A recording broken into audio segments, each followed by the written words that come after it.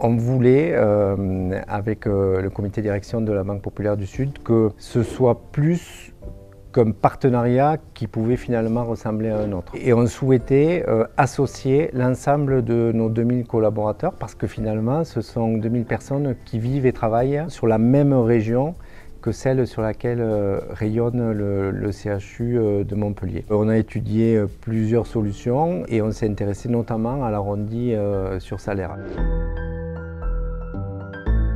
Chaque salarié, sur la base du volontariat, a la possibilité de flécher l'arrondi de son salaire chaque mois, soit à l'euro près, soit à la dizaine d'euros près, vers une association. Et nous, on a proposé le Fonds Guillem.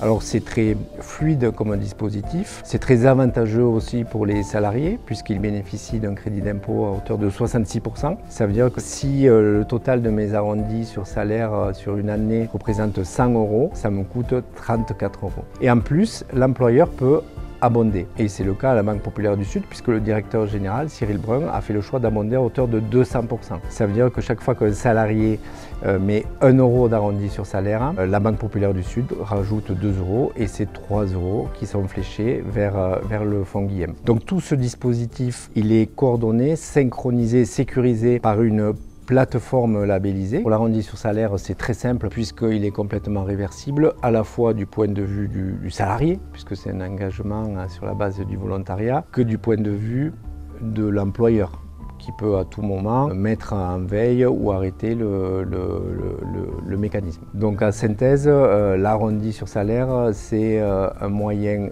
hyper facile de faire le bien, finalement, et moi j'encourage tout le monde, toutes les entreprises qui le peuvent, à rentrer dans le dispositif.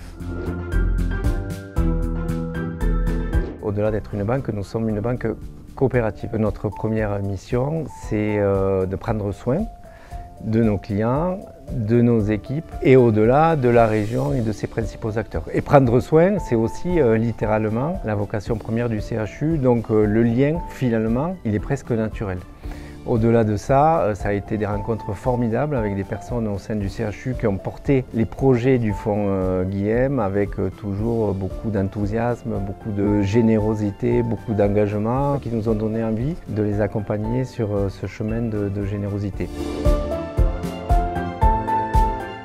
Quand on s'est intéressé au projet porté par le Fonds Guillem, il y avait ce magnifique programme de la construction de la maison des parents. J'avais eu l'occasion de rencontrer une jeune maman d'une petite fille atteinte d'une maladie, Clarisse. Et c'est un témoignage moi, qui m'avait personnellement bouleversé. Je me rappelle, j'étais rentré chez moi en me disant mais on ne peut pas rester comme ça sans rien faire. Et ça avait été d'une certaine manière l'élément déclencheur de notre engagement. Et c'est pour ça qu'on a fait partie des membres fondateurs du Fonds Guillem. Et aujourd'hui, je suis très fier d'en être l'un des administrateurs.